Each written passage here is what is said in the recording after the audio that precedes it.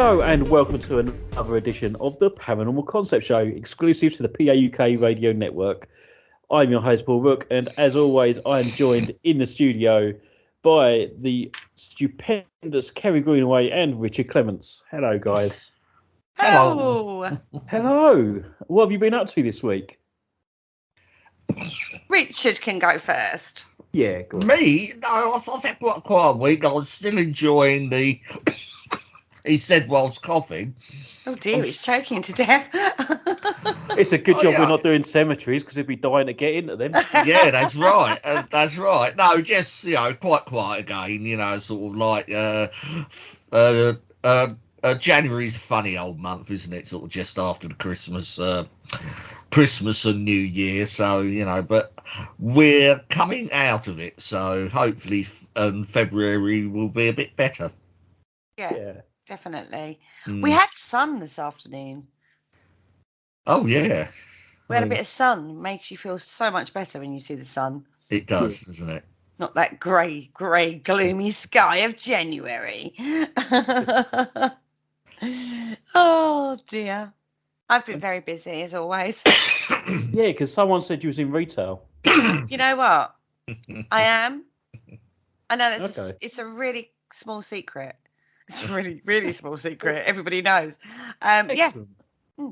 It's no, fantastic. Yeah, I know. It's like great job. I love it. I do actually love it. After last week, the last week's show, treasure hunting, I thought I'd go treasure hunting. Again? Yeah, well, I've only just got back from the Amazon, Oh, okay. Oh, right, yeah. Lots of stuff at Amazon, isn't there? There is, yeah, loads of stuff on Amazon. Loads of stuff to filter there. Well, this Absolutely. is true. Because although we only covered 2 last week, we had to keep delving down this particular rabbit hole. And some amazing treasures are allegedly still out there that you can go and find. Try and find. Well, If try you've and got find, the resources and the know-how. But as we said at the end of last show, a lot of your treasure hunt will start within documents. We did. Didn't we? Yes, that's did. right. And I looked in my documents on my laptop and I couldn't find any. No. Well, yeah. Unfortunately, you've got to go delving into archives to get some information that you need. So I was looking in the wrong folder. Looking totally in the wrong folder. You need to look in your archives. Yes. Okay, I'll do that after this show. Mm-hmm. Now, Richard, one of the ones that you talked about last week was the one of Cocos Island, wasn't it? Yeah, that's right. That's one that's always sort of interested me, because, it's a little nagging thing at the back of my head that this could possibly be true. Oh, a little true one, do you think? Ooh. Well, most of these stories claim to be true, but this one sort of always niggles at me. Because there are some facts that are facts involving this case. Very true. Where is it, Cocos Island? Do we know? It's in the Pacific. It's sort of off the coast of Peru or Chile, I think. It's sort of, I think it may be the inspiration they got for Treasure Island. Yes, not just that, but the opening scene of Jurassic Park. Yes. With a big waterfall when the helicopter goes over the island and then goes around and sees a big waterfall. It wasn't filmed here, I would like to say that, but this was one of the inspirations for the island itself. Yeah. The fact that you've got this It is island. quite sort of distant and remote anyway, yeah. Yeah, so they say that that's one of the where the germ, should we say, of the idea came from. I don't think they filmed it there, but I think that was Hawaii they filmed it. But this was where the idea of that remote tropical island that would be just perfect for Dinosaur Park. It's a 5-mile long island, and it's in the Pacific, right along the trading routes. Perfect for hiding your treasure, right? Right. Absolutely. Okay, so one of the stolen treasures that is allegedly on this island is the Lima Treasure. Now, this is a huge collection of gold, silver, and church treasures. I'm going to muck that word up tonight, I can tell you. Apparently, It includes a life-size gem-encrusted gold statue of the Virgin Mary. Wow. Now that would be something to see, wouldn't it? That would be, yeah. It would, but it's easy to say what could be there because no one knows where it is. Wow, as So Richard they, says. they could have a statue of Jesus and put that around. Well, as Richard says, some of this is actually documented in historical reference. The facts surrounding this and why it's but there. that's still yeah.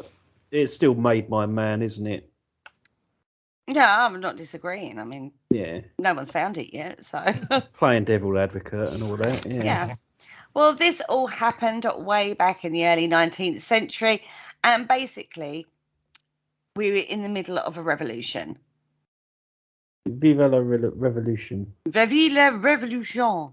Right, the Yeah, that's the rebel one. army of José de San Martin was approaching, and the Lima Viceroy, the man who is in charge, entrusted the treasure to a Scot, Mr. William Thompson, captain of a what? It was entrusted to a Scot. Oh, let's not get whatever word that whicheverism that would be. Nationalism. What would that be? Well, yeah, they'll never give it back. Anyway, he was the captain of a British merchant ship, the Mary Dear. He was in the port of Kaloa in the August of 1821. Now, basically, the treasure was loaded onto his ship. His task was to remain at sea until it was safe to return or to sail to Mexico, right? Yeah, so you have him in the port in Lima. What's that, Peru, isn't it? Yeah, so it's obviously they approached him because he had the means to transport the treasure and, well, hopefully keep it safe. But Scott was a nefarious person, shall we say, and immediately killed the guards, set sail for Cocos, where they buried the loot. Right? They aimed to return when the trouble had died down, but all the crew were later caught seeking supplies in port, and they were hung. Right? Where's our treasure? Well, don't know. Hung you. Right? Hang you, if anything. The only people that weren't was Thompson and a mate. They were actually taken back to Cocos under guard to locate the treasure. All right. Right? Sounds like a plan. Does. It sounds like a man with a plan. They weren't very well guarded, though, because they seemed to escape into the thick jungle. They were never found, and neither was the treasure. All right. Now, in 1844, there was an expedition by a guy called John Keating. He was supposed to have been a friend of Thompson. Right. Yeah. Now, on one of these trips, Keating was said to have retrieved gold and jewels from a treasure location after receiving a map from Thompson, right? Now, on his deathbed, he shared the following inventory that was documented of the treasure, right? Now, when I start telling you what was in this, what he said on his deathbed that he got, this is just phenomenal, right? Chests. We're not talking chester. We're talking chests. Multiple chests. One contained an altar trimming of gold cloth with canopies, monstrances, chalices, all coated with gemstones, up to 1,244 pieces. Right. One chest with 2 gold relic containers weighing 120 pounds, with 624 topaz, carnelians, emeralds, and 12 diamonds. Well, there's some crystals for you there. I would love them. One chest containing 3 relic containers of cast metal weighing 160 pounds with 860 rubies, 19 diamonds, and other gemstones. One chest containing 4,000 doublons of Spanish marked 8, 124 swords, 5,000 crowns of Mexican gold, 64 daggers, 120 shoulder belts, and 28 round shields. Right. That's a big old chest. Yeah. One chest containing 8 caskets of cedar wood and silver with 3,840 cut stones, rings, offering plate, and 4,265 uncut stones. That's the chest I want. Yeah. It had 7 chests with 22 candelabra in gold and silver weighing 250 pounds and 164 rubies. One 7-foot solid gold statue of the Virgin Mary with baby Jesus, weighing 780 pounds, rolled on her gold, whatever word that is, chasuble. No, boys? No, I'm a little No bit ahead of idea. you. Yeah. No idea what that means. No. Adorned with 1,684 jewels, including 4-inch emeralds, 6-inch topazes, and 7 crosses made of diamonds. I wouldn't mind that one either, I'll actually. say I'll have that one. You can have the other chest. Yeah, I don't mind that one either. Mm.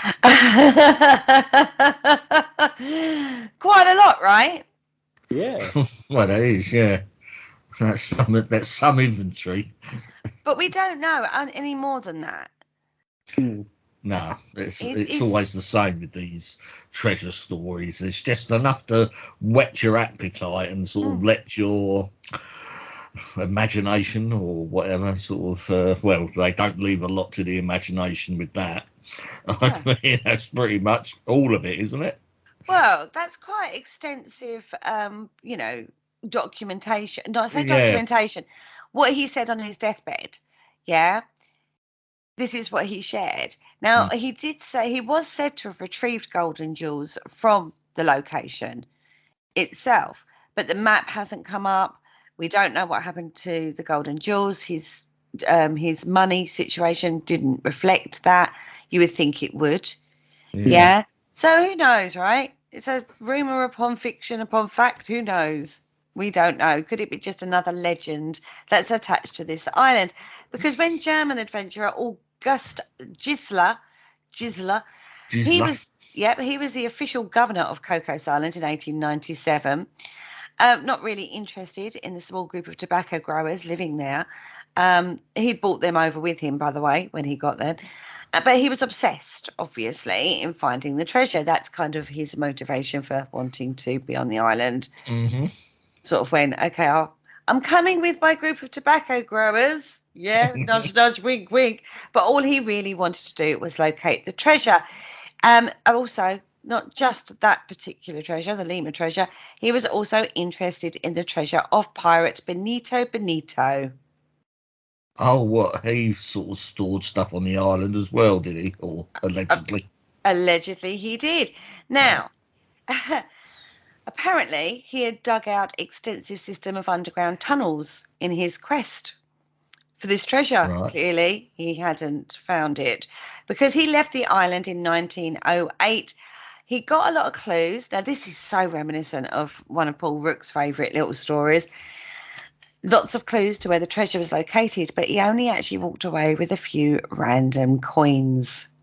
Oh, the old little coins always crop up, don't they, Paul? They do, yeah. They do. So that just reminded me of Oak Island, to be fair, when I read that one. And I thought, well, could that be just like, when we was looking at, oh gosh, what was it? There was something we looked at that basically was a rip-off of the story of another rip-off. Do you know what I mean? It was like, it sounds like a good story, put it onto Cocos Island, whereas actually it's more to do with Oak Island, but they thought, Cocos Island, Oak Island, yeah, same island, it's an island. Do you know what I mean? That's what that one struck me as. But this isn't like, those are sort of kind of the more recent ones. Because I was like, okay, so let's have a little look. Right. Yeah? There are older stories to do with this, and there are. Okay. Yeah, because this Benito Bonito,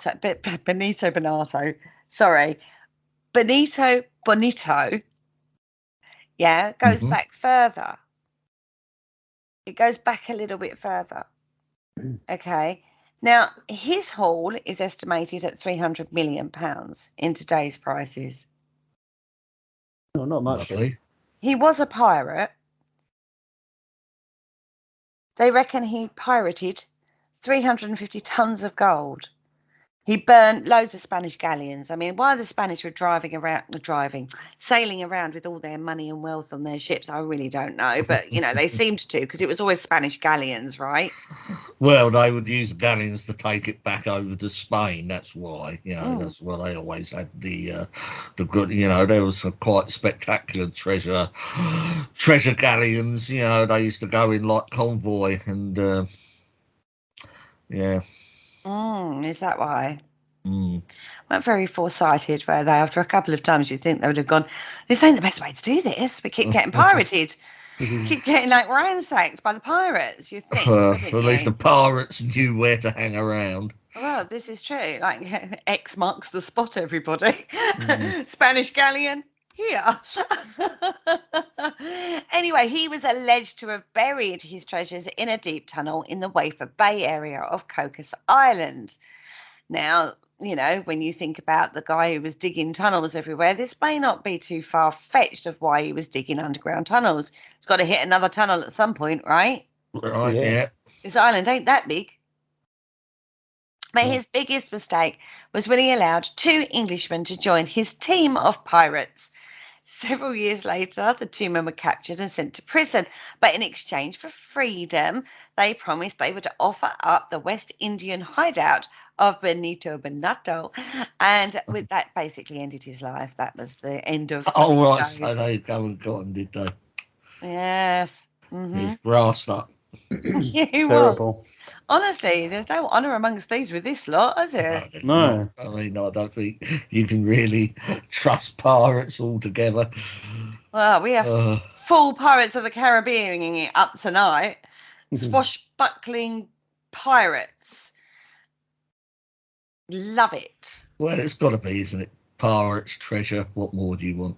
No, I know. In 1818, British naval officer Captain Bennett Graham commanded the HMS Devonshire for a coastal survey in the South Pacific. He ended up changing careers. Guess what? He became a pirate. Now, apparently, he hoarded another 350 tons of gold from Spanish galleons he raided during his duty. And basically, they were all arrested and executed for their actions. That's quite, 1880. That's quite that's quite late in the age of pirates. That's well past the golden age, but I'm surprised. Yeah. Well, again, I just query that one because the amount of tonnage of gold he apparently stole from Spanish galleons is the same as the lovely Benito Bonito. Mm. I can never say his name. It's far too close. Fred. Yeah, him. Fred. Yeah. Now, apparently, one of the ship's surviving crew members, Mary, a lady, Mary Welsh, she was sent to the penal colonies, right? But was later released. Now, she said she saw Captain Graham and his men burying the treasure on Cocos Island. Some more treasure going there. Christ, Yeah. I do query that though, because the amount of gold that both, like I said, Benito and Captain Graham, alleged to have buried it is the same. Right. Yeah. The surviving crew member, right, captured but then released, same. Yeah. Buried the treasure on Cocos Island, the same, right? With location bearings and memory of the exact location. Right? This is what Mary reckoned. She led an expedition, to Cocos Island, but there's been lots of storms and tsunamis and God knows what else. So the landmarks she remembered were long gone. Yeah. However, the plot thickens, everybody. Treasure was found in May 1856, according to historical reports, by mercenaries of all people fleeing a defeat in Nicaragua. All right. Letters record that they found a bronze chain in a sea cave, pulled it up and recovered a chest full of gold Spanish doubloons. Ooh. But we don't know any more than that. Nice if you can get them. Now, treasure hunting is now forbidden on Cocos Island. Right, yeah, it's a UNESCO heritage site now, isn't it? It is. Now, it has a very unique and exotic marine and land ecosystem. So people trying to, go in there and dig it up, obviously, it's a bit disruptive to that. So they don't like that. So they stopped it. So you have got no access to go digging on there. You can go on holiday there. There were some beautiful resorts I found because I was obviously, Looking for a holiday. as you do. I got sidetracked onto, how Yeah. much is a holiday on Cocos Island? But no, you can't go digging there. So some people have tried to sort of like get there under the scientific research banner, Yeah. but no. They're not having any of it. They're very clued up about things like that because in 2012, British and Canadian media extensively reported that adventurer engineer Sean Whitehead was actually going to be carrying out a major archaeological survey of the island using ground penetrating radar and a snake camera. Now, obviously, that didn't happen. It fell through. Right. Some members of the team did visit the island. They did try, they had the permissions to carry out more. However, the permissions actually only lasted for 6 months. They were going to film it. So you've got production companies involved with this. And unfortunately, the TV companies took so long sorting things out that the permission of 6 months lapsed. So they couldn't then do what they wanted to do. Because these things aren't cheap. Oh no! I mean, it's not a case of just going out with a spade and and going by dead reckoning. I mean, modern day treasure hunters, which they are, and there are companies out there that do actually make a living doing this, and it is a big undertaking. It's massive and it costs a lot of money. So if you can get backing from a TV company, they're going to actually finance it. Well, help burden the costs. Exactly. So you can understand why they got the TV company involved, but it didn't pay off for them because obviously their permissions expired. And then when they reapplied for the permit, the Costa Rican government decided that there was too much publicity regarding the treasure aspects. They wanted it more serious archaeological, zoological survey, not the treasure hunting aspect, which obviously the TV was going to go for the treasure hunting aspect. Yeah, of course it was. So they were refused. So they couldn't get it. Now, there is a lady called Gina Marie Davis with the adventure diving company Undersea Hunter Group. She said it's tricky. You've got to be careful when you're talking or writing about the Cocos Island treasures. There is so much hearsay, law, conflicting information, all tangled up. It's difficult to discern the truth. Stories are fun, but you have to take them with a grain of salt. And apparently there was even a lot of misinformation spread by treasure hunters to throw other treasure hunters off of the track. Yeah, you get it. Yeah, because they're quite a secretive lot. Well, yeah, it'd be the same sort of thing as a smugglers, wouldn't it? Yeah, I mean, it's that's the thing, isn't it? But this is the problem you have on your treasure hunt, guys. There's the misinformation, you know what I mean? The law, the mythology surrounding it. Where is it come from originally? It's so hard to track back. And then if you do find a treasure map with X marks the spot, you can pretty much guarantee it's not going to mark the spot. No, I mean, there's plenty of forgeries out there. There has been suggested that the pirates had already retrieved their plunder, so it is just a story. Yeah. There was a tree. There is a tree, should I say? And on the tree, the carving reads, "The bird has flown." Oh, right. And they think that this is an indication that it's not there anymore, basically. Yeah. Oh, interesting one, guys. But a beautiful island. Go check that out because I'd not heard of that particular one. Yeah. So onto island number 2. Well, which is this? What? So, what island are we going on to now? Oh, sorry. Lord Howe Island. Ooh. Very Okay. south. We're going very south on this one. It lies in the Tasman Sea between New Zealand and Australia. Right. Okay, it only has a population of 300 and it relies mostly on tourists and lots of honeymooners, everybody. Love Island. Mhm. Oh, okay. Uh-huh. Is that where it's filmed down there? No, I don't think so. I don't No. know. All I know is that if mainly honeymooners go there, there ain't going to be a lot of kids. Great. Yeah. It's only 6 square miles, Okay. the island. Quite big then.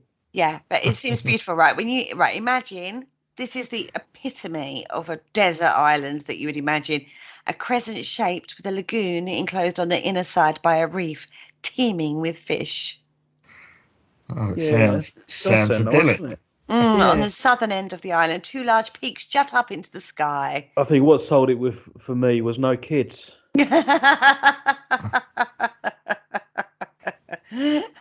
Yeah, I know, right? It sounds idyllic. It sounds absolutely beautiful. Now, as treasure islands go, Lord Howe was not known as the haunt of pirates and early buccaneers of the previous centuries. Oh, no, no. A bit far, a bit out of the way for them to travel. Well, Yeah. you'd think it is kind of out of the way, isn't it? And Yeah. also, it's not documented. No. The early visits to this island are kind of shrouded in mystery. It was a watering hole for Pacific whalers. Oh, Now, right, they Okay. yeah, they they would were pull up and get their water and stuff from it. supplies and stuff like that. Yeah. Yeah, around 1820, 1830-ish is what we're looking at. Now, one of the whalers, the George, was 1829 we're talking about. Very successful whaling voyage, sold the whale oil for 5,000 gold sovereigns in Sydney. Beautiful. Thank you very Yeah. much. It set sail again in 1830 with the 5,000 sovereigns in her strongbox to go back out to go more whaling, right? Yep. They called in to the Lord Howe Island to take Mhm. on more water, right? But she Mhm. struck a rock. Now, that rock is today called George Rock. Ah, okay. Okay. Now, to save themselves, the George was run aground when she was wrecked. So what they do is if they're rather than being broken up on the rocks, they sort of like ground her on the beach kind of Yeah, thing. They sort of like, deliberately ground the vessel, yeah, so they can yeah. get off. Now the Captain Rattenbury and his crew thought that the island was actually inhabited with savage natives. So what he did was he buried the strongbox with the 5,000. He buried it on the island. Yep. All right. Now, shortly after, they were actually rescued by 2 vessels calling in for water, the Nelson and the Elizabeth. Mhm. Right? Now, Captain Rattenbury didn't take the strongbox with him. People think that he was worried that the captains of the rescue vessels, were going to nick it. Because there is Okay. such a thing called salvage rights. Yeah. Okay, so they could have claimed the money under salvage rights. Mm. Right? So he didn't take it with him. I mean, obviously they could have been more dishonest and killed him and kept the 5,000, but so he left it on the island. So legend claims that Rattenbury returned to Lord Howe in 1831. Now, he was Okay. supposed to have buried the strongbox at the foot of the Mount Glower, but he couldn't recover the treasure because he couldn't identify the exact spot because there had been landslides. Yeah, there would have been, Right, wouldn't yeah, there? due to Mm. Now, there is a record in the logbook of a vessel called the Caroline from Hobart, Tasmania, who the mate had knowledge of the location of the treasure. Now, when he went, he too couldn't identify the exact location where the treasure was buried. Okay. But the story about this missing 5,000 was written about in the Hobart newspapers in around about 1831. So is it still on the island? Is the question. It could be. Did Rattenbury nick it, go back, steal it for himself, didn't tell his crew?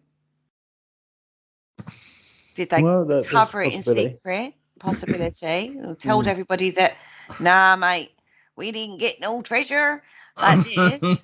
I mean, got to yeah, remember, this is we're talking cutthroat business here.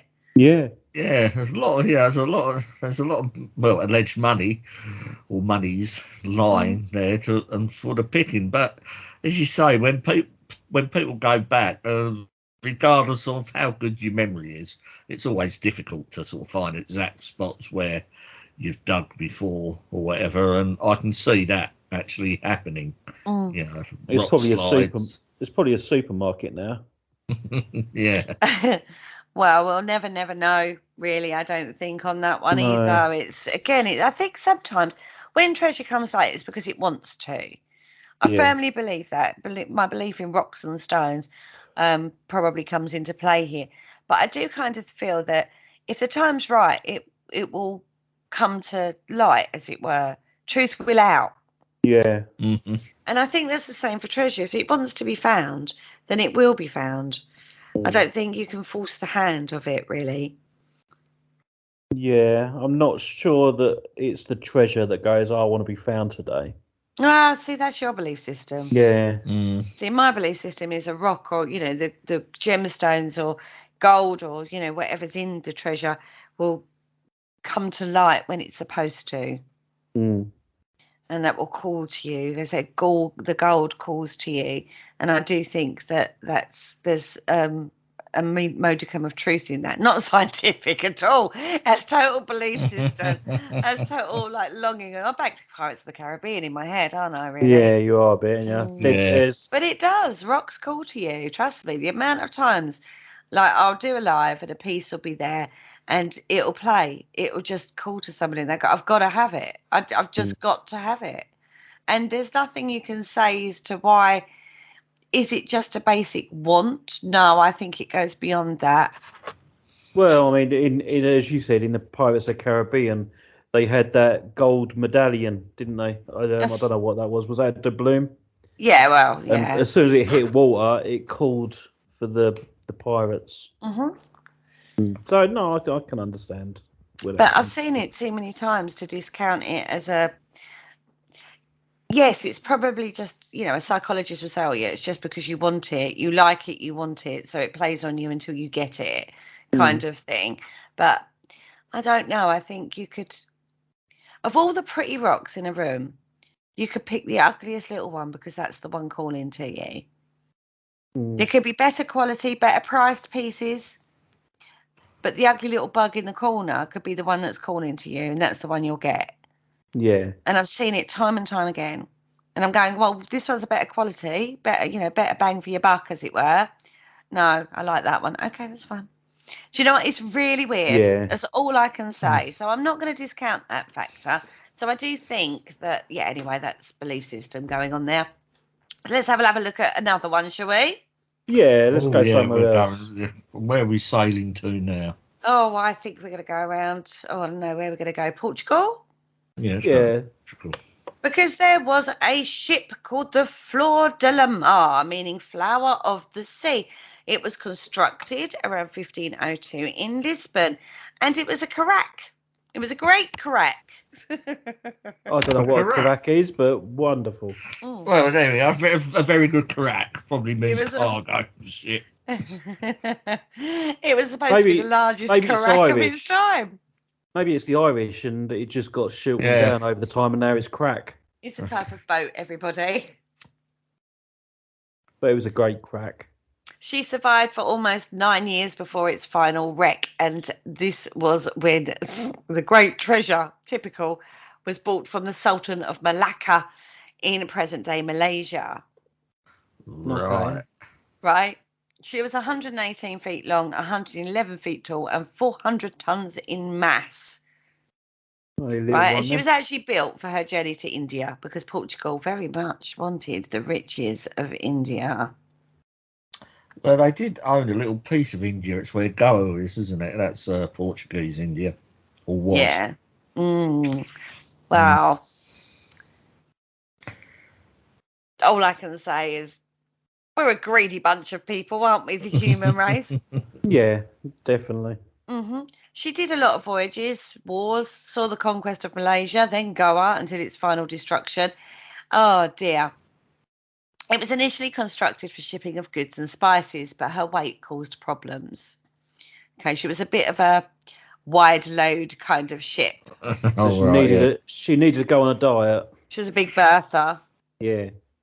The first captain of the ship was cousin of Vasco da Gama, Estevão da Gama. He was I know Vasco da Gama. Yeah. Yeah. How do you know him? He was the one that got the trade route from Portugal through the Straits of Magellan or something. I think he was that one. Okay. Yeah. He found a shortcut. Beautiful. Yeah. I done a project on him at school. Did you? Yeah, years and years and years and years and years ago. Never cease to amaze me, Paul, what's logged away in your little brain. Honestly, I know, sometimes you forget that it's beyond you go actually beyond TV and film sometimes. Yeah, Vasco da Gama. Well, his cousin, Estevão, or whatever his name was a great navigator and explorer as well. And basically, he was in charge of the ship. Yep. Okay. Now, the ship full of leaks, loads of mishaps along the way. Like I say, she's a big berther of a ship. She's not easy to manhandle, this particular ship. You have to nurse this baby through the waters. Okay. And she faced so many problems with this. In 1505, she set off to India again. Huge problems when she hit the Mozambique Channel. Right. Okay. But they carried on with her because, the amount of stock you can get on her board, on board is probably the key to this one. Mm-hmm. I mean, battles she was involved in. I don't know why with all the problems she was having, but hey ho, sense isn't necessarily the key part of humans, is it? No, after a treasure. Yeah, in the year 1509 in India, she was commandeered to serve as the flagship of D. Francisco de Almeida for the Battle of Dewey. D-U. D-I-U. How do you say that? D-U. Yeah. D-U. Now, he wanted to take the ship back to Portugal, but was stopped by Afonso Albuquerque, basically because of the condition of this ship. Right? So she stayed back in India and then was involved in the conquest of Goa and the Malacca. Right? Now, Malacca was considered the commercial centre of East India. Now, Albuquerque decided to bring the vast treasure looted from this battle back to Portugal.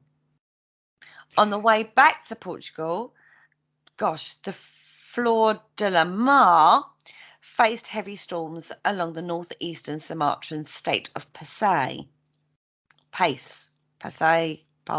whatever. The ship was breached on many places, which again, for this baby, it's not unusual. She did breach a lot with water on taking.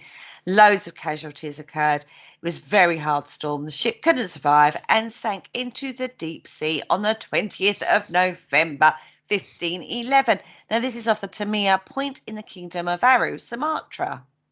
Oh, so it's all the way around there, is it? Yeah. Again, not a bad part of the world to go. No. Little hollybobs. Albuquerque somehow saved, but the treasure never was recovered. It's sunk in open water, yeah. 500 plus years, people have been searching for this. And they've not found it? No. It's estimated to be around, in today's money, $3 billion. Wow. Right. There are research documents in the Museum of Malaysia. One of the treasures was 4 full-sized seated lions cast from pure gold. Wow. Nice. Amazing. That would be amazing, wouldn't they, to see them? Yeah. There are other statues. Thrones of pure gold is supposed to be part of this treasure. Countless amounts of gold, silver, and gemstones. Cool. Right. Now, we talk about, this brings into mind wreckers. That's when we talked about, like professional treasure hunters. There's a program, isn't there? The wreckers. Yeah. They're looking for these kind of ships. And this is one of those treasures that they're after. right? But a large number of people have tried to discover the ship, but no, they reckon they found it over the years. No proof, no treasure to comment on it. So no. Mm-hmm. The problem is also, we talked about salvage rights, right? It's not that easy. Find a wreck, get the treasure. First of all, you've got to get it up from the bottom of the ocean, right? But secondly, you've got countries who will lay claim to it. That's So right. as soon as it hits above water again, it's like it's the property of somebody. It's lost, but it's still the property of somebody. So you can't just go, my treasure. You have to go, it gets tied up then in litigation for God knows how long while they sort this out. And there are 3 countries. Now we're talking $3 billion worth of treasure. If they found this, it would be so tied up in litigation for so many years that, well, what can you say? The country is worth fighting for. Yeah, I mean, especially the countries that border this area, they're not the most sort of richest countries in the world, so that sort of prize would be worth fighting for, wouldn't it? It certainly would. It certainly would. To go into their exchequers. But also, you've got to think about it, right? We've looked at 3 different, island, kind of island and one deep sea. Finding these places, finding it is just the tip of the iceberg. The recovery of that is next. You're tied up with, procedures and different countries. I mean, Cocoa Island, you can't dig on. Lord Howe Island, is it even there? Who knows? It's not enticing enough, I don't think. Lord Howe, the 5,000, it's like, it's a bit measly, that one, isn't it, to be fair? Nothing to be sniffed at, don't get me wrong, folks. But compared to Cocoa or the Fleur, I've shortened it to the Fleur. The Fleur. Yeah. It's a different ballgame completely, isn't it? You've got levels of treasure. Yeah, I'm sure I've heard of the Fleur de la Mar before, but I can't exactly remember. All I can say is on those particular ones is if they find it, if it comes to light and these magnificent statues, because they sound phenomenal, don't they? Yeah, they do, don't they? They sound amazing. They sound phenomenal. If they came to light, they would either go into a private collection or they'd go into a museum. And they would probably not be, in my head, I've got them massive. And it might be a bit underwhelming, a bit like the Mona Lisa. Is that it? True. Worth a small fortune. Absolutely phenomenal. The only good thing is gold doesn't tarnish underwater. Oh no, it comes out as good as the day it went in. It makes you wonder this wreck whether that documentary may have been based on it, The Wreck of the Unbelievable. That was phenomenal. Oh, loved that. And that got you sort of chomping at the bit, didn't it? Well, it did know, because I'm not that kind of girl that could be asked to go out and do all of this. To be fair, I like to watch it rather than participate. That was Damon Hirst, wasn't it? Yeah, that was it was a documentary by Damon Hirst, but that summed it up to me, what treasure hunting is about. That was, if you haven't caught that, everybody, I recommend you watch that. It is beautiful. The photography in it is beautiful. The artwork is amazing in it. Spoilers alert, it's not real treasure. It's a work of art. It's a perfect Damien Hirst, right? Yeah. Yeah. Absolutely definitely. brilliant. I loved it. I was suckered right in to that until the end. Yeah. Beautiful. Well, until they found Mickey Mouse, yeah. I know. Spoiler alert. I know, right? I was like, oh my God. Done. I've been had. But the whole thing really was perfect. And it summed up It that. had a backstory to it, didn't it? Oh, he had put a history to it, a backstory to it. It got people, supposed experts talking, actors, obviously. He'd got them out on the boat, divers. He'd got, them raising the treasure. He'd got the exhibition. Oh, God, those two words. Yeah, all set up and everything. And it was literally the last shot, weren't it? Yeah. Yeah. Oh, I loved it. Not going to lie. It was good. It was brilliant. Paul, you put me onto that one, I remember rightly. I did. Yeah. I got very excited about that. Right. Now, Paul. Yeah. I have to bring you into the room a lot more now, because this is a series that you have followed very, very closely for a long, long time. Yes. And you have bored me and Richard numerous times when you've watched the latest episode. Oh, it's fascinating. Right. Okay. You tell me, because when I looked at this, I was like, really? Oh my God. Is that all there? Okay. You tell me what the lure of Oak Island is for you. For me, it's not about the treasure. It's about all the history that they find on the island, because they've discovered a Spanish galleon that you said that, like you said earlier, that they burnt. Uh-huh. Okay, so you've got the Spanish there. You've got English artifacts. So the English was there. Then you've got the Romans. They've got some like no, I don't think it was Romans. I don't know. Can't remember now. It's a while since I've seen it now. But when they dug down into the bay, they found a concrete. It was almost like a foundation to a building under the bay, and they found like walkways across the marshland. Although it wasn't a marshland, they've discovered that it was actually two islands, and it was man-made.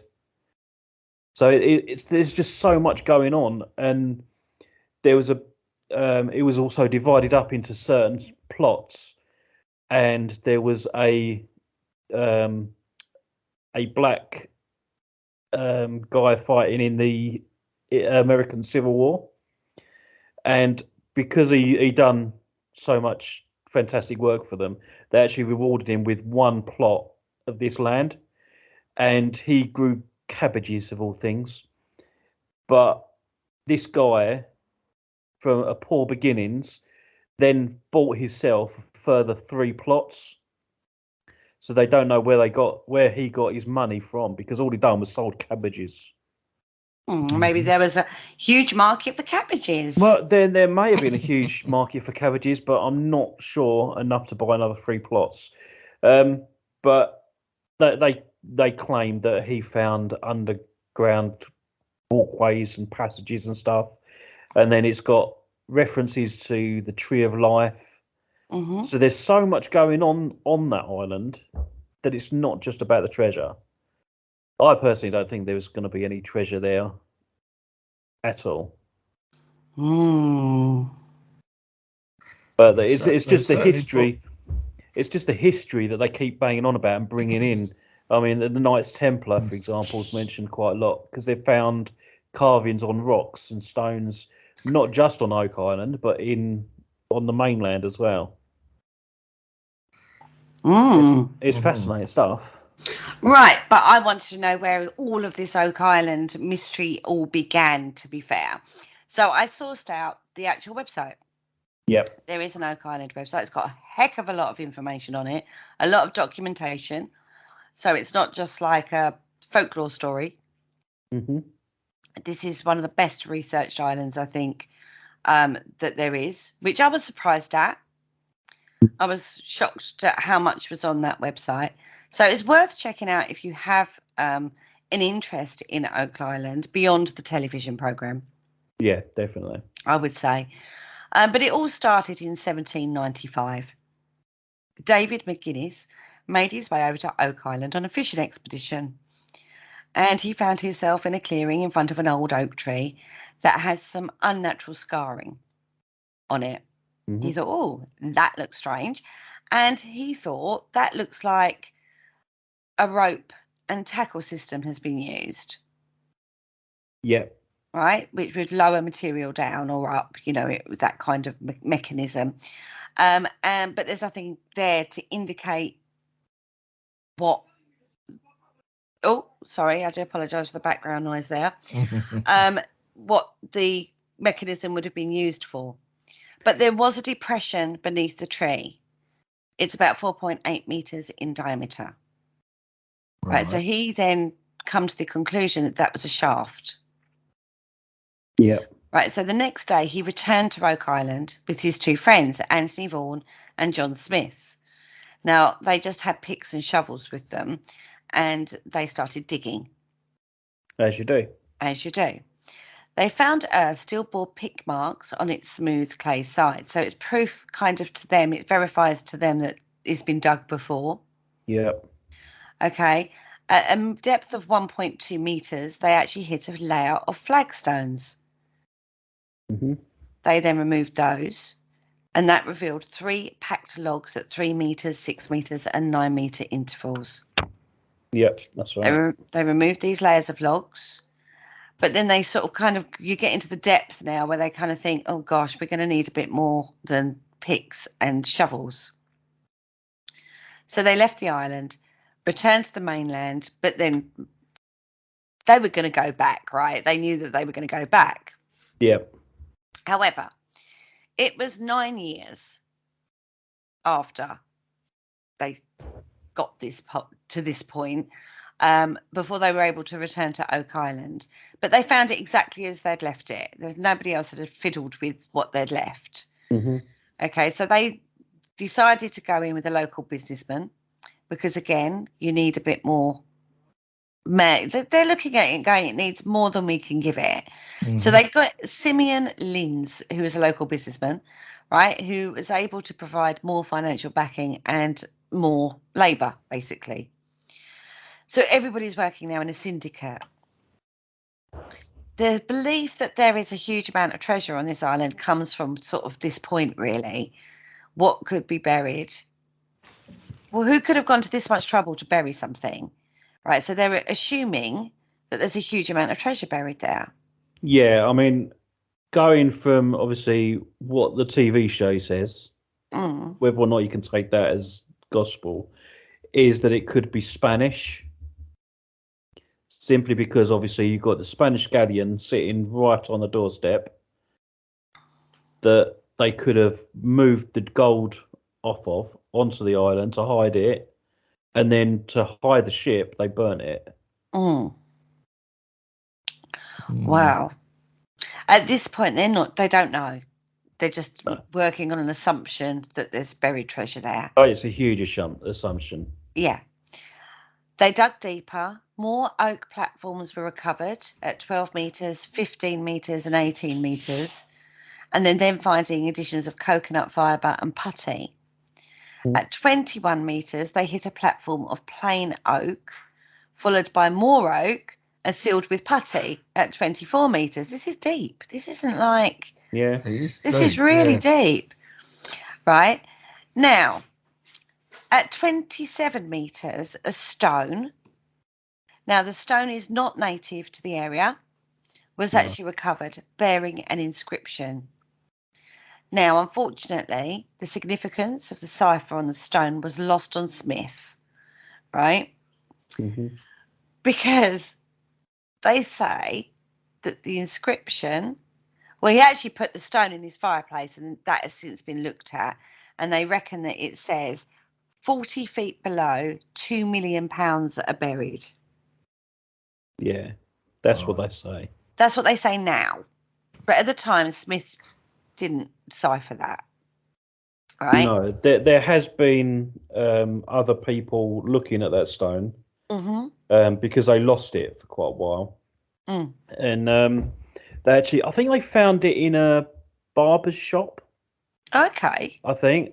And where he used to use leather to, I don't know, I can't exactly remember, but there was leather involved, and they used to rub it on this stone. and it's slowly rubbed this message away. Oh, okay. But there are other people, scientific people out there that have looked at the inscription, and they've come out with a totally different translation. Right. But Okay. that's the initial story anyway. 40 feet below, Yeah. So, £2 yeah. million pounds are buried. Yeah. Yeah. So they're still working on an assumption. The original diggers haven't looked at this stone and thought anything of the sort, but there's an inscription on a stone. They know that much. Yeah. Right. So they are getting excited now. Right. So it was removed from the pit. They found another layer of wood. Right. Mhm. More layers of wood. Right. So by now it's getting late in the day, nightfall. So they stop digging. Now water becomes an increasing problem. Now I live on an island, and you don't have to dig very far before you hit the water table, which is where if you dig down, the hole will just keep filling up with water. That's Yeah. right. Yeah. Okay. And this is an island. So this is now becoming a problem, right? Yeah. So the deeper they dig, it fills up with water. It floods. So they then have to, and then the water will raise to the level of the water table. Okay. And that's only actually about 10 meters from the surface. So they then have to dig or, make something else, like pumping and bailing all the time, right? To get the water out so they can keep digging. Mhm. Okay. But the attempts to pump and bail the water failed. So it constantly had water in it at a level of about 10 meters from the top. Right, so they dug so far on the first day, then overnight the water tables like filtered through, filled the shaft with water. So they've then got another problem where they've got to get the water out. So they're trying to do this pump and bail. They can't get it to work. It's failed. So it becomes impossible to keep digging under those circumstances. They've now dug too deep to be able to just it's not knee deep. We're talking like 24 meters down up by now. And 10 meters from the top, you've got like 17 feet of water to go through before you can carry on digging. So you have to get a pump and bail system going to make it, which kind of triggers me into thinking the person who originally built the shaft, if they did build the shaft, something, I don't know, they must have had better technology than we've got at this point. Well, yeah. I mean, again, going back to the TV program, Yeah. they say that it's booby trapped. So when they lifted the stone, it done something and started flooding the tunnel, which is pretty much what you said there anyway. Okay. But they've done in some of the other shafts that have gone down with other treasure hunters over the 200 years or whatever. All their shafts have flooded also, so they're hitting the same booby trap as it was. All the same natural problem. All having the same problem. So what the guys that are digging there now have done, they put in some dye, coloured dye, into the water, and they see where this dye is leaking out from. So they've actually discovered 2 or 3 different areas around the island where this dye has been coming out into the sea. So they've found in one of the bays, they found a five tunnels leading into one that they're saying is like the drains to fill up the booby trap tunnels. Right. But as they were digging them out, they also found the same sort of coconut fibers and clay that was used in the initial tunnel right at the beginning. This is quite sophisticated then. Very. It is quite a sophisticated sort of like thing, which sort of like does push it out of the realm of sort of a few quite a large section of people, doesn't it? I mean, but I mean, they're digging these things out archaeologically as well. Yeah. You know, because they have to abide by certain laws and things like that of Oh, yeah. Canada. Mhm. So they've got an archaeologist on board, and you know these things are there. Some of the stories they come out with might be a little bit fabricated or exaggerated slightly. I get that, but these things are there. What are they? Who put them there? And then you know they find like um, stuff on the island that goes back to the Knights Templar and the Spanish and the French, and you know, it's like, what the hell is going on that island? Well, we will continue that story after a quick break. So join us right after this.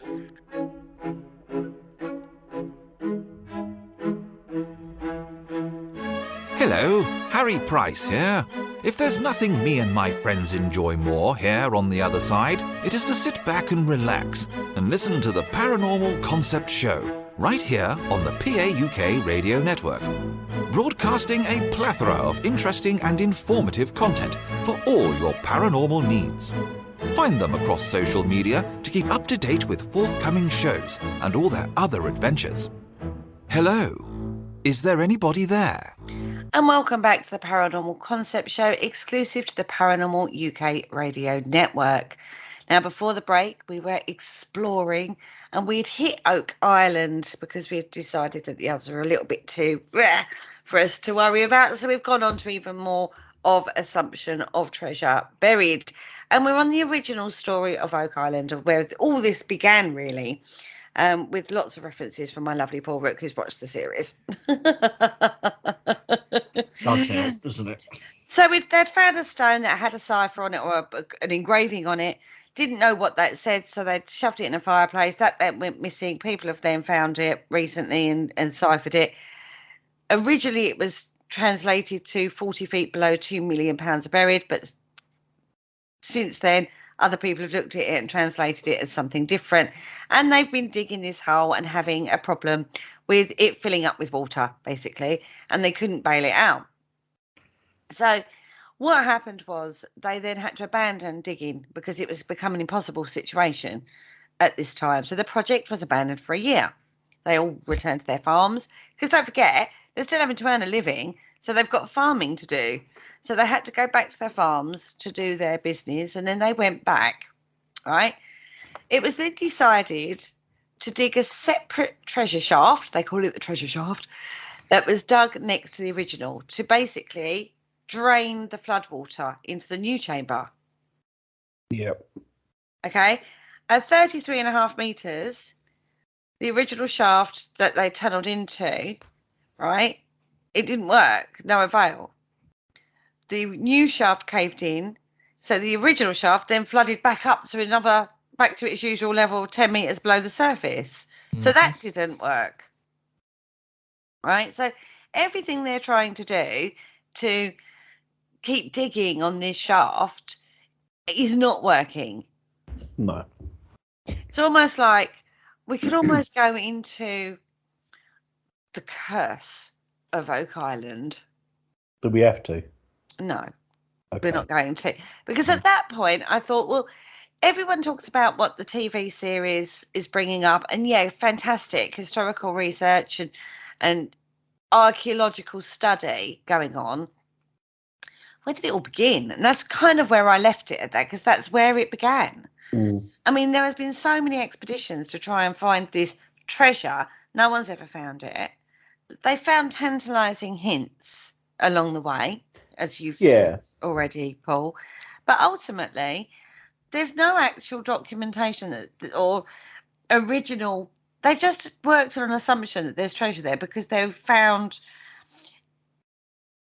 evidence of the shaft being dug originally. I think not. Well, yeah, they know the shaft's been dug originally, but what's tantalising them the most is that there was another treasure hunter before them that drilled down and claimed that he drilled into gold. And when they built the drill bit up, it actually had gold on the outside of it. And just little bits and pieces like that makes them assume that it's gold. They done a survey because they're doing different experiments all the time. Yeah. They done a survey of the water at the bottom of one of these shafts, Hmm. and they found there was a higher silver content. So obviously right. they're thinking, well, okay, maybe there's gold and silver down there. Yeah. But there's also times when they dig down and they're actually bringing up all the soil that is down there, Yeah. and they're bringing up bits of book and leather binding Hmm. and stuff like that, like 200 foot underground. Which is crazy when you think about it. Absolutely. And, you know, I know they're throwing out theories to try and make you watch this show, but, you know, you're seeing this physically happen in front of you, and they're digging it out from 200 feet underground. How did it get there? What is it? I don't personally like the way they do it because obviously they keep drilling down and getting samples. So whatever's down there is probably so full of holes, it's probably just disintegrated by now. Yeah, probably has. Well, Yeah. unfortunately, if it is documentation, Mm, mind you, 200 foot underground on an yeah, island. I mean, I kind of have a theory. go I have a theory that this is just like a bunch of rocks that a load of ships were like, you know, beached on. And then over the years, it's sort of built up, and then other people came along and just dumped their rubbish on it, and then, you know, it got silted over, and then somebody dumped another load of rubbish on it, and eventually it became an island. And so as they're drilling down, of course they're going to find bits and bobs because it's all just rubbish. Well, yeah, I suppose that could be a possibility, but then it's I think I just find it fascinating history aspect of it. The guy that I mentioned, the cabbage farmer, his Yeah. name was Samuel Ball. That's his name, and I just the guy they've got for doing the metal detecting. Oh, he's hilarious. Holy He's just shimoly. that's the one. Top pocket finds and all that. What? Holy schmoly, is that his That name? no, that's what he says when he finds things. Oh, I was Um, going to say, that's the name and a half, isn't it it? is, yeah. But what makes me chuckle is they keep finding British coins, and they're like Victorian coins, Victorian pennies in particular, and it's like the best thing that's happened to him since sliced bread, and he's so excited about finding them. You know, and one of my hobbies when I was younger was collecting coins. I literally have a bucket full of those coins at my flat. So they're not rare. No, God, no, they're not rare. So they could have just been dropped by any. It doesn't mean the Anybody? English were there. No, It it just means doesn't. there may be somebody who traded through Britain at some point Well, that dropped a few coins. So, uh, oh, I'm not going to use these anymore. I'm never going back to crappy old England. Dump yeah, them but on the island. the island isn't inhabited by lots of people. There's No, only a this is couple of true. people on there. Yeah, this is true. So the British at some point we can say they were there because they've got the coins. Yeah, the coins and What? everything there, and that is my theory behind all this. During the during the American Revolution between us and America, I think the British needed a safe store somewhere north when they were bringing over equipment and sort of stuff, and sort of needed place to store money and all that sort of stuff. And So I think, you're thinking about the 1770s, then, aren't you? yeah, I'm thinking about that because the the construction of the pit, I mean, from what the original pit and from what we know about it, is quite well done. And I Mm. think only sort of like perhaps sort of looking back, military could have actually taken that and done it, as opposed to, you know, a Mm. black man sort of, or no, sorry, and as opposed to other people just sort of just digging a hole, because there's obviously some structure in that hole, Hmm. you know, to put the levels of timber in. So that's my Mm. theory anyway. there's whatever they discover, there's always so much work that's gone into it. Yeah. And you just sit there and think, well, who did it? Yeah. You know, and that's what the draw is for me. It's just the questions. But British military engineering is second to none. I will say that. Oh, absolutely. Always has been. Yeah. Yeah, they But could have you used think it it would be just as a. documented? You would think they would have documented it somehow. Yeah, you would have thought they would have documented it unless they were hiding something particular. But I think just that it was just a safe store. Mm. Well, they haven't answered the question yet, but it is tantalising glimpses, as Paul says, over the years that they've done this huge amount of money and been spent on the excavations and the, the archaeology of this particular island. It's just enormous, isn't it? Oh, absolutely. Yeah. It's going to be going on for years and years and years. As the series has already. Well, not just on the series, but I think Is taking the a look at that series still island. going? Yeah, it is. Yeah. There's just so much there, so much information on the history alone. Mm-hmm. I mean, Yeah. Richard talked about the 1770s, where the American Civil War, not the American Civil War, Revolution. yeah. And I do believe that's probably where the British came in to be on the island. Yeah. But you've got like massive stone markings and anchor stones dotted around the island in one particular shape is the Tree of Life. Mm. And who put that there? Why did they put it there? Maybe it was to indicate which ship was there. Could be ships, or could be a marker for trade route or something. We just don't know. But there's loads of theories, and they do listen to other people as well, because they've got other researchers dotted around the world that have theories on the island, and they just bring them in. Right, what's your theory? Let's see if we can prove your theory. Well, isn't that the point? You come up, we've said this before as well, you have a theory, but the facts have to fit the theory, not the theory fit. You don't make the facts to fit the theory. You have to modify your theory to measure up to the facts. Yeah. So if you find something that disagrees with your theory, then you modify your theory, not the other way around. You don't change the facts slightly to fit your theory. You have to change your theory. No, that's right. A theory should be an ever-evolving thing, and a fact isn't. Do you know what I mean? No, absolutely. I mean, they've, as I said, with the cross or the Tree of Life on the stones, they've like linked it to some stone work on the mainland as well. And I just find all that fascinating. No, that's what interests me on it. Very true. Well, while I was looking at that website, as I was wandering through it and having a little peruse, as you do, there was actually a link back to the Chateau de Lorraine that we talked about last week. Yeah, absolutely. They did actually go and have a look at some, I think it was French.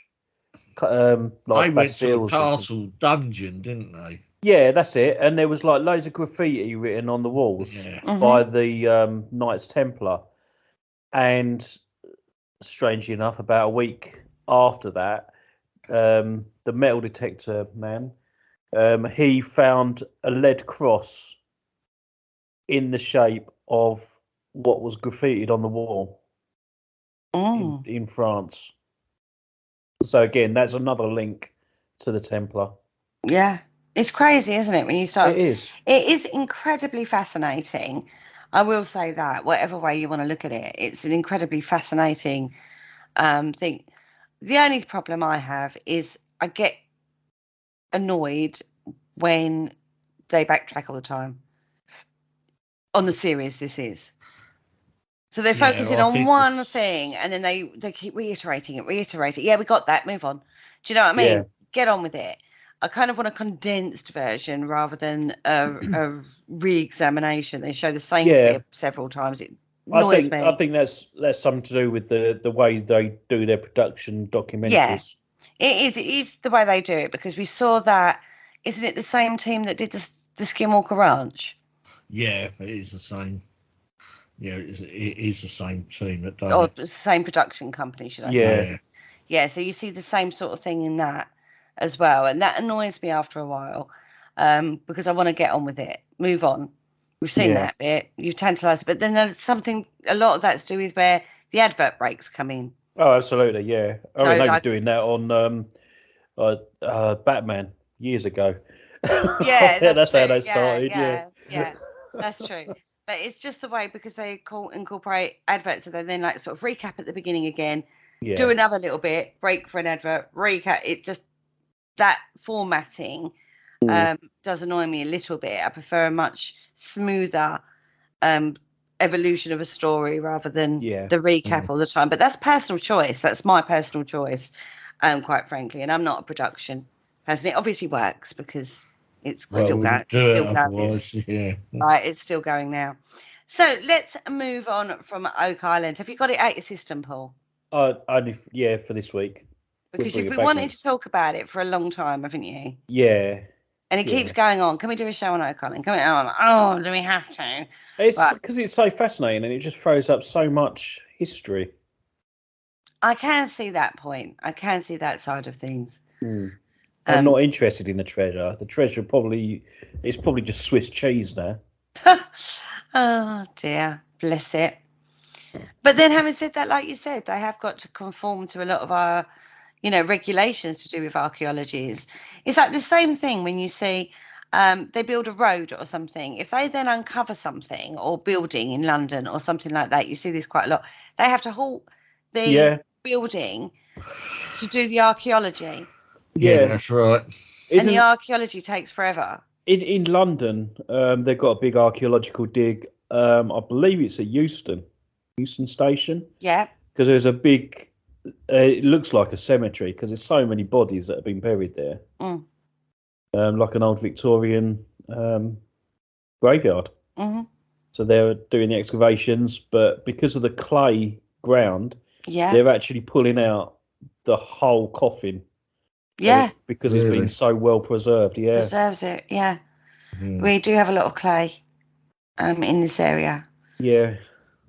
My island that I live on is clay. Yep. Reclaimed land from the sea. Yeah. But basically it's clay, which is why it cracks so badly in the summer. So yeah, I get that. But go back to the Oak Island. The Samuel Ball's plantation is protected. It's a protected site. But because they wanted to dig there and look for these anomalies that they were getting underneath the ground, they had to jump through hoops. They had to take on archaeologists to do the job properly. Yeah. And the last episode that I watched, they had actually found a cavity underneath the house. Oh God. But I bet they go, seen oh no, more digging. Well, I mean, yeah, exactly. But that again, that has to be a proper archaeological dig. Yes. That we're watching, and for them to find it, see the anomalies on the ground penetrating radar. Yeah. And then actually uncovering this cavity. I mean, as I said, the last episode I see, they could just get their hand through the hole. So I don't even know what that is yet. You have to watch the series to find out, I would say. Yeah.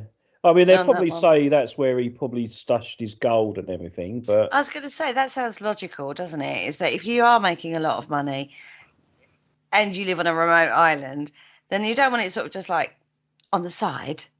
No, for any fisherman to come along and just like, oh, look, there's all his gold there. Personally, I think it could have just been his cellar, and that's where he stashed his cabbages. Yeah.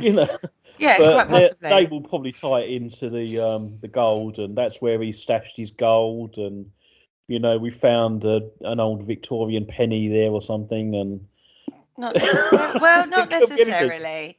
Not necessarily. You'll have to watch the series to find that out. But should we move on? Yeah, go for it. Should we go for the next stash of gold that we or people have been searching for many a year. Yeah. Let's talk about El Dorado, the lost city of gold. I remember watching that on the telly. Lost City of Gold. That was pretty much a good show. Oh, it was dire, wasn't it? Yeah. This is in the rainforests and mountains of South America. Yes. Okay, now we are going back quite a long way on this one. Now, this city is, oh gosh, what do we say about this city? It's this myth. It's a myth, isn't it? Of a whole city made of Yeah. gold. Yeah, I think it's more what's the word? Not literal.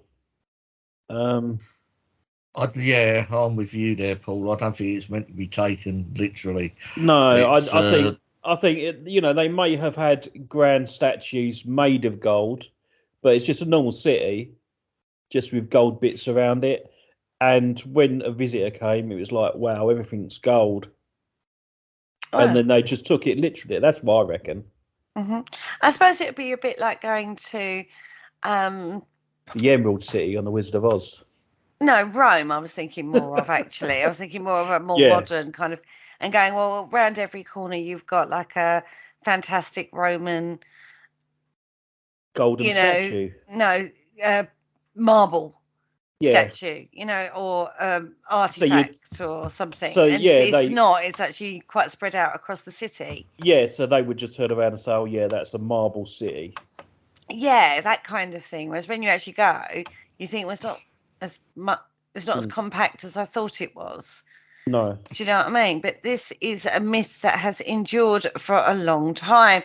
Now they come away quite, a lot of research has been done on this, and they don't actually think, like you said, it's actually a whole city of gold. They actually think that it is more to do with the person. A ruler who was so rich he allegedly covered himself in gold from head to toe every morning and washed it off every evening. Okay, a bit of a Midas. Yeah, kind of thing. Yeah. Yeah, sort of like a demigod. Well, that was the story. They've really researched this a lot now, historical research and archaeological research again. Now, basically, at the heart of this story, it's actually to do with the rite of passage. So we talk about rites of passage ceremonies, yeah, Yeah. a bit like the circumcision for the Jewish. It's a Yeah. rite of passage. Mm-hmm. Okay. Now, this particular rite of passage was carried out by the Muisca people who lived in central Colombia from AD 800 to the modern day. They're still there, right? Yeah.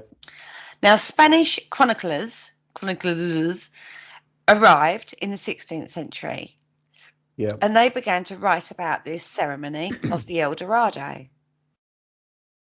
Now, the best account comes from a guy called Juan Rodriguez Fraile. Now, One. yeah, Juan. In his book, The Conquest and Discovery of the New Kingdom of Granada, this was published in 1636, by the way, he tells us that when a leader died in the Muisca society, the procession of succession for the chosen golden one would unfold. The selected new leader of the community, who was generally the nephew of the previous chief, go through a long initiation process, culminating in the final act of paddling out onto a sacred lake. He would be surrounded by 4 high priests adorned with feathers, gold crowns, and body ornaments. Then the leader would be naked, but for a covering of gold dust. He would then set out, make an offering of gold objects, emeralds, gemstones, all the usual suspects, and throw them into the lake. As you do. Yeah. Now, this obviously is a huge thing for the community. So the shores of the lake were filled with the richly adorned spectators, playing musical instruments and burning fires. Right. Yep. Okay. The lake itself, the raft itself even, would have 4 burning fires on it. Incense would be burned. Oh, it was a big spectacle. Yeah. And then Nightmare for basically, asthmatics. once they reached the centre of the lake, the priest would raise a flag. Everything would go quiet. And then the crowds would commit allegiance to their new leader by shouting their approval from the lakeshore. Awesome. Right? So that's basically what it refers to. Yeah. Love to be that Yeah. lake. Go search in that lake. That's where your Yeah. treasure is, everybody. Now, the interpretation of these events has actually been validated. Validated. Yep. Yeah. Got to get the teeth in. Getting to that time. Starting to lose my power of speech. By painstaking archaeological research. Right now, the skill and scale of the gold production in Colombia at this particular time was amazing, exceptional. Yep. Okay. And then, of course, the Europeans arrived in 1537 and they witnessing this. So for them, the city of gold, it's not so much a city adorned in gold, it's more to do with their ability for, molding and carving the gold into artifacts. Yeah. And the amount that they were pulling up to make stuff out of, basically. So, Muisca Society gold is actually an alloy of gold, silver, and copper. It's actually called tumbaga. Okay. So it's not pure gold. Right. It's an alloy. Okay. But it is highly sought after, right? Because it's got material value. I mean, gosh, you've got a lot of gold and silver in there, but you've also got copper, right? But it's spiritual power, its connection to deities, and its ability, they say, to bring balance and harmony within the Muisca society, right? So gold is not prosperity. It's not wealth to that particular society or culture. So the value that's put on it from a Western perspective, from a European perspective, is not the same as what the Muiscas see it as. They don't see it as, oh, that's really valuable. They see it as valuable in regards to spiritual well-being. Yeah, I mean, if they've got plenty of it, they're not going to see it as a valuable commodity. But it is a valuable commodity. They could have sold it and made huge amounts of money for their society, but they don't, because it's spiritual wealth. It is more than monetary wealth for them. No, they'd rather dust themselves down in it and it was used for ceremonies and and to adorn with ornaments and stuff. I mean, the problems really start when the Europeans arrive. Yeah, because they go, oh, gold, ooh, pretty, I want, rich. Yeah. We'll have that. Thank you very much. Yeah, exactly. And that's the problem, isn't it? Mm. So this tumbaga, this compound, this alloy, is then vastly sought after. But for those, it is all to do with making offerings to gods. Yeah. Yeah, which is incredibly important to that particular culture, because that keeps their relationship stable within their environment. Take it out of the environment, and yes, it's still it's still very wealthy, it's still make you very rich, but it's not pure gold. So it's not going to be as valuable as a real gold piece. It's very much like pyrite, I should imagine. Yeah, I suppose so. But it definitely ties into their belief systems in regards to their relationship with their gods and their environment. Yeah. Right. But it's very distinctive. Okay. Okay. So the actual workmanship that goes into it is very distinctive in regards to, you can tell it's come from South America. And also they're very unique because that particular society dedicates over 50% of their production as offerings. Yeah. Oh, right. Yeah. I mean, that's huge, really, isn't it? That's massive, isn't it? Yeah. There are examples on display at the British Museum Okay, Yeah. and they were made, they think, by using the lost wax process. So they create clay models around delicate wax models. So they make it out of wax. So because you can carve wax very easily, right? Yeah. Yeah. You can. So they would carve something out of wax, cover it in clay. That gives you a mold. Hmm. Then cast them in gold. Yeah. Okay, so that gives you that molding, and that's why it's so distinctive. Yeah. Now, all the gold objects in each offering have the same chemical signature, as well as unique manufacturing traits. So they can look at these objects and identify specifically they were made for the offering Right. Yeah. and when it was made, roughly. When it was made, and quite possibly where it was, what part of the region it comes from as well. Yeah, exactly. It's incredible.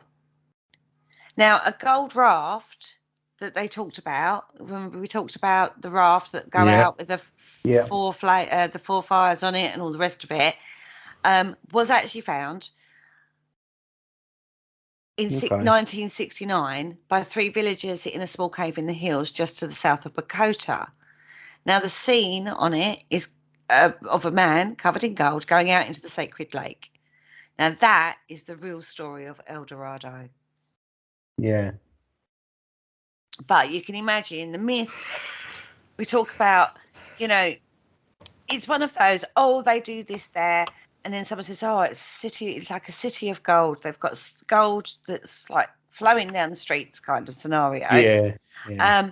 And for European conquerors, do not understand the value of this particular alloy.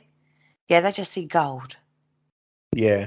See, I always thought it was something to do with the Spanish anyway, going over in the conquistadors and things like that, because they were out there looking for gold. Yeah, well, the conquistadors were definitely drawn to the Yeah. South Americans, mainly because of the El Dorado story. Mm. Yeah, because And it Jimenez, would have been in the locals' interest to play up the story to send them off. Tourism. You know, just sort of like leave us alone, you know. And have you heard of El Dorado? That's the place to go. Mhm. They've Well, got shed loads of it there.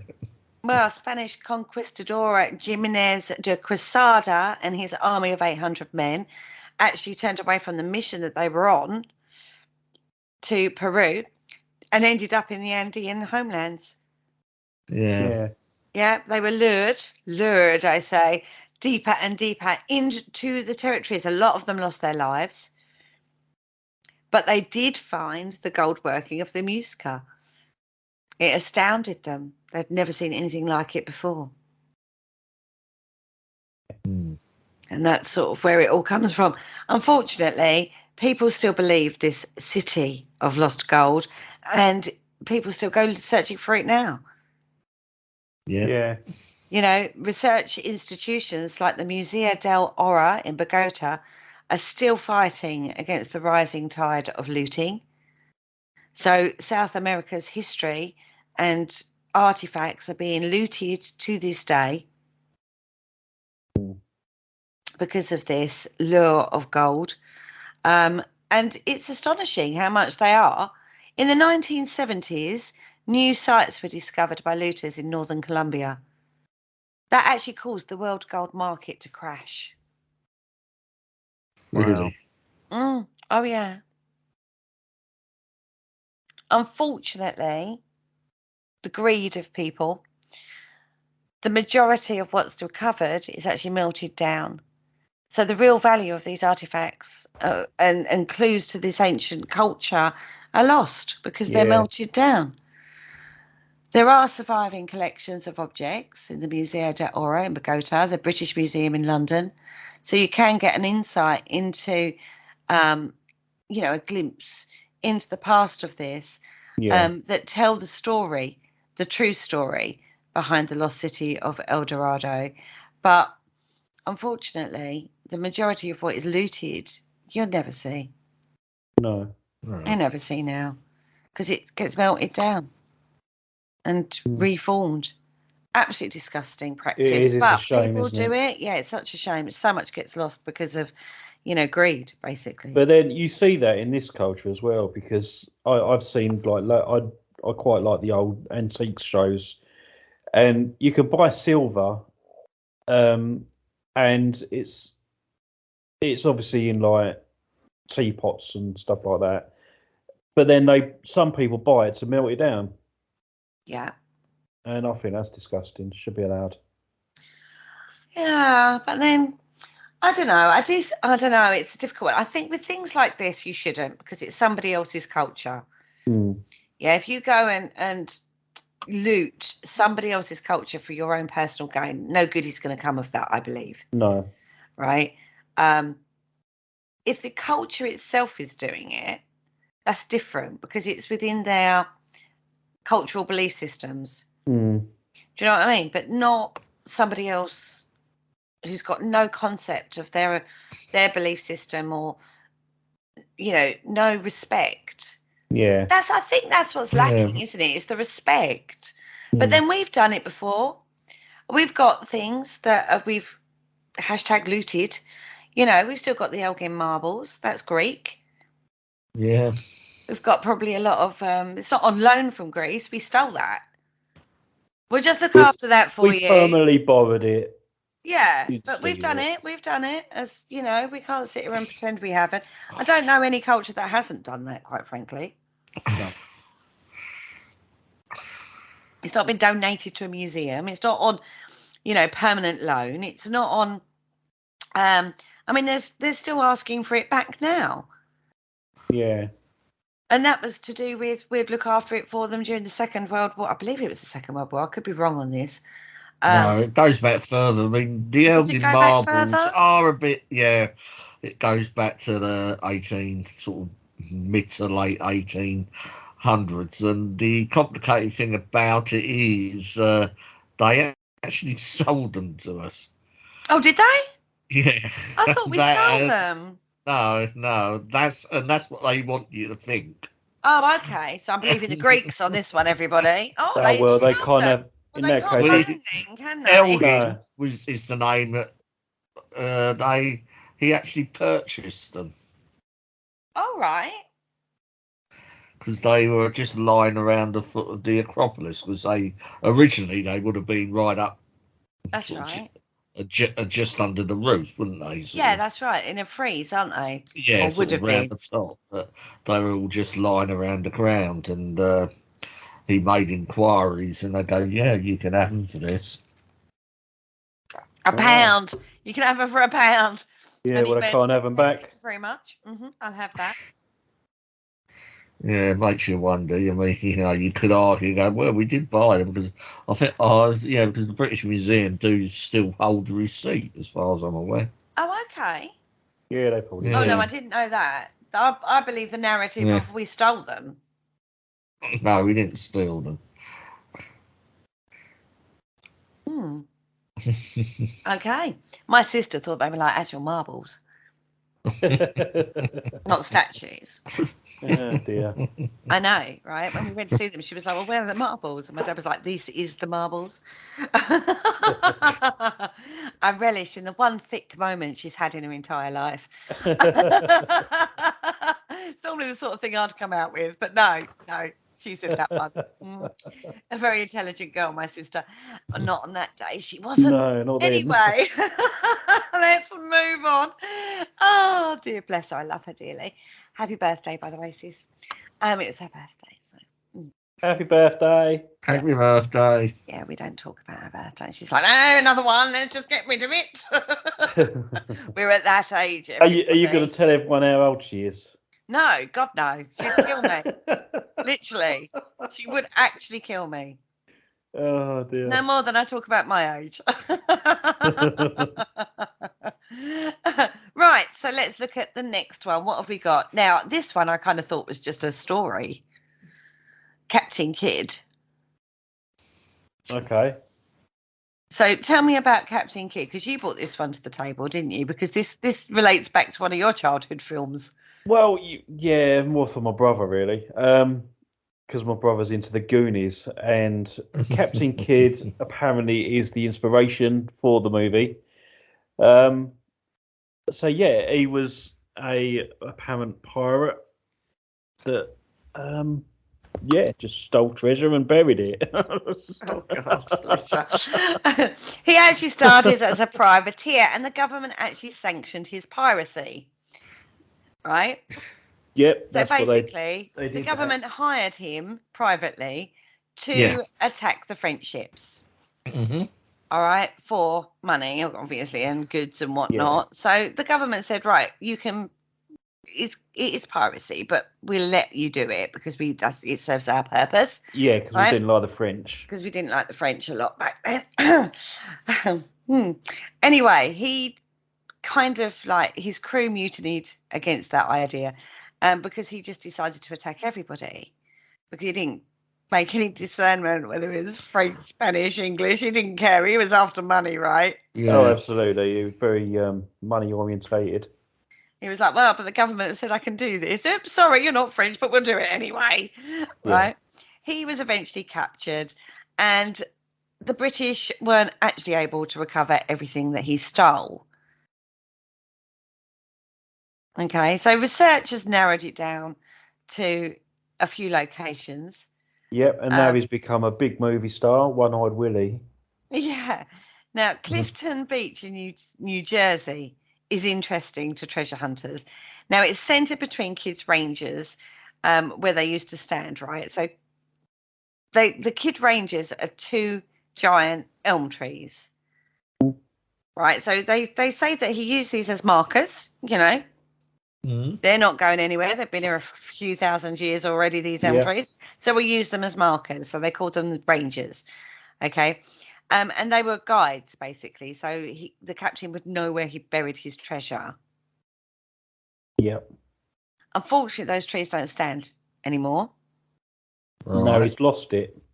Well, we've all lost it because those trees are now not there. The trees are historical record. We definitely know that those trees were there.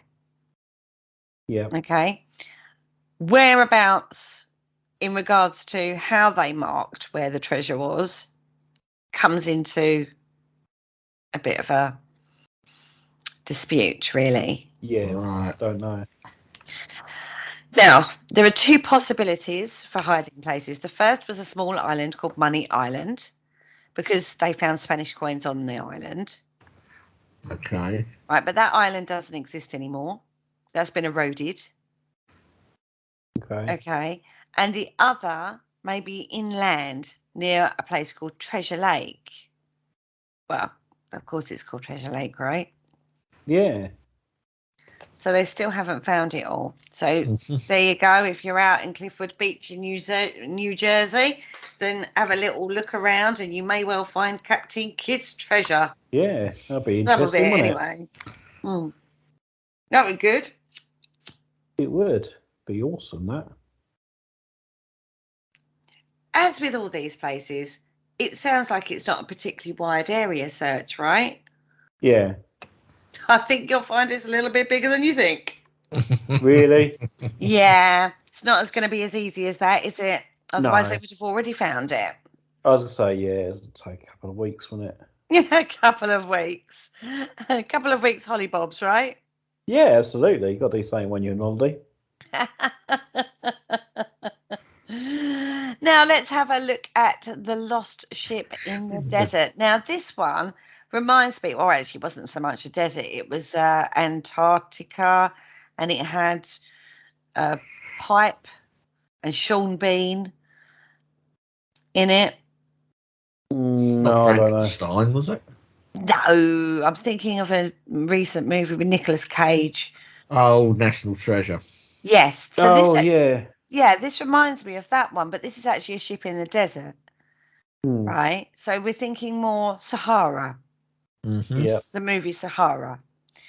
Right.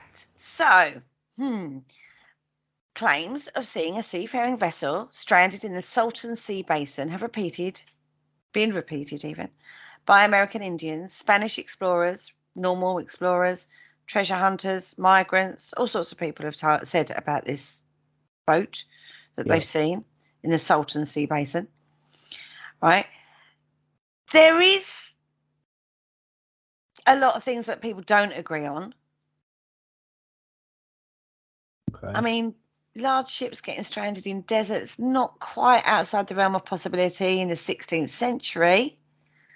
Okay. Yeah, But the area could have been prone to flooding and stuff like that. You've got to look at the geography, I think, on this one.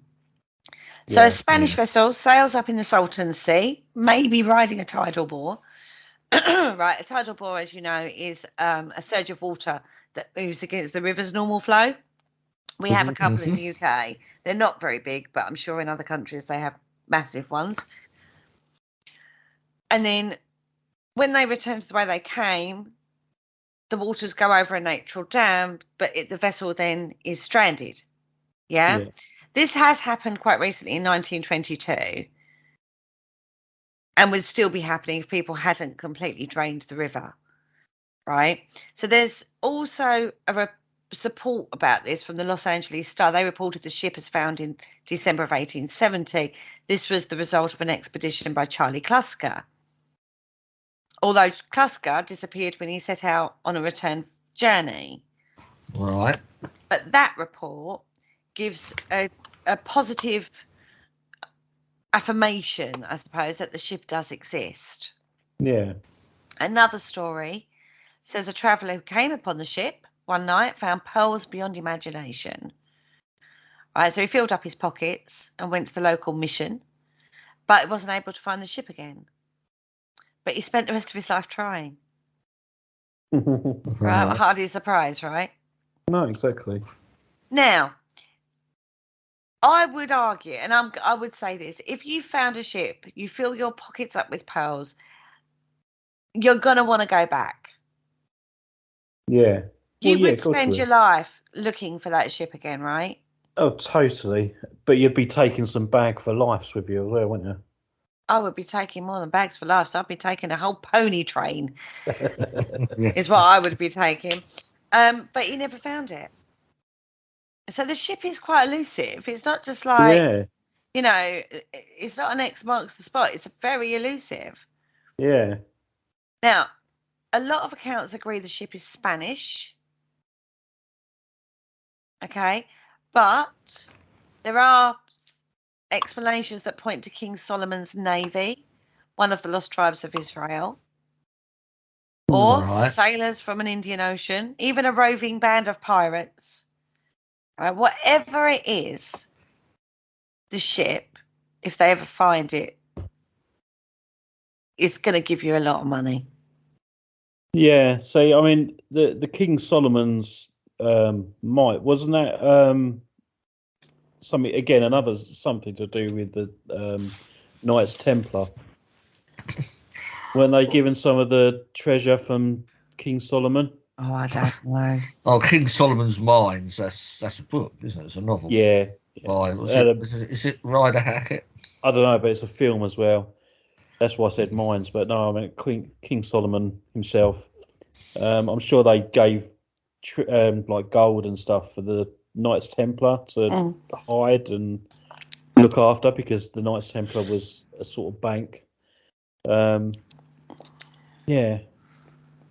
And it also, when the Knights Templar was disbanded, some of them did end up going to become pirates. I don't blame them. No. Do not blame them at all. And again, on saying some useless information on pirates, the skull and crossbones. The skull is supposed to be the head of St. John the Baptist. Yeah. Yeah. There you go. Mm. I knew that as well. So we have lots of references.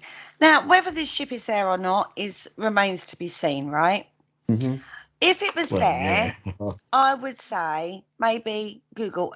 There's so many things are found on Google Earth now. Yeah. Yeah. That'd probably be an easier way of searching for it. It would, wouldn't it? You don't even have to leave your house. But if it's in a desert, I don't know much about the Salton plains. I don't know much about them at all. The Salton Sea. I don't get it. As in, is it like the Sahara, where the sands are constantly moving? Mm.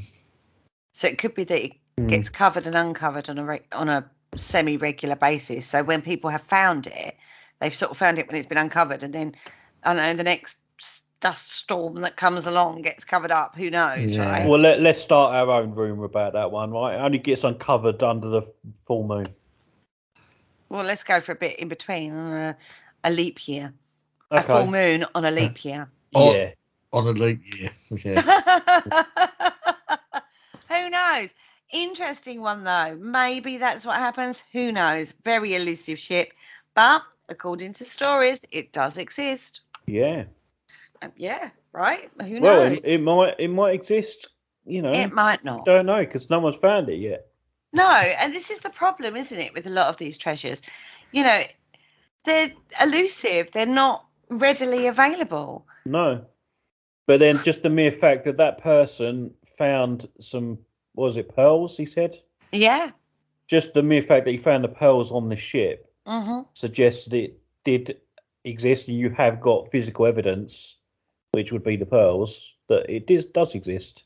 Except when I looked into that a little bit further, couldn't find any names, dates, references to actual artifacts recovered. Okay. It was almost like a folklore story. Yeah. Do you know what I mean? Like, this man found some pearls, returned to the mission, went back to try to find the ship, couldn't find it anymore, but spent the rest of his life trying. So that's kind of the bare bones of that one. Yeah. Weird. That's it, yeah. Right, now we can't go much further without talking about the copper scrolls. Yeah. Oh, What are yeah. they then? The copper scrolls. Now, right, Moses handed the 10 Commandments, right? Okay. Ah, dear. And allegedly wrote them down on scrolls. Okay. Copper scrolls. I thought it was concrete tablets or stone tablets. Well, I don't really know, to be fair, but these are called, otherwise known as the Dead Sea Scrolls. Oh, okay. Mhm. Now, one of the scrolls was found in 1952. Mm-hmm.